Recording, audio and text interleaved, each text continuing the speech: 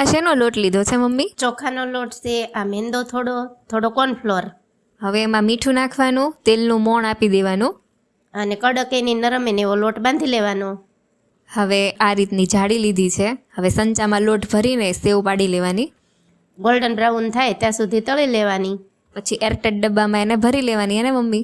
હા, હવે એક પાવડું તેલ મૂક્યું છે. એમાં લસણની કટકી, આદુની પેસ્ટ, મરચાંની કટકી નાખીને ત્રણેય વસ્તુને સારી રીતના સાંતળી લઈએ. હવે લીલો કાંદો છે, કેપ્સિકમ, ગાજર, કોબીજ.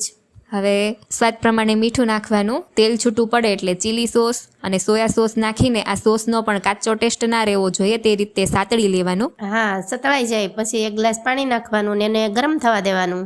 હવે આ પાણીને ઘટ્ટ કરવા માટે 2 ચમચી કોર્નફ્લોર અને પાણી નાખીશું. હવે મિક્સ કરેલો ઘોળ આમાં નાખી દઈએ એટલે ઘટ થઈ જાય અને લીંબુનો રસ નાખવાનો. તો હવે ગરમા ગરમ મંચાવ સૂપ બન્યું છે. લીલા કાંદા અને સેવ જોડે સર્વ કર્યું. તો ઠંડીમાં બનાવો મંચાવ સૂપ.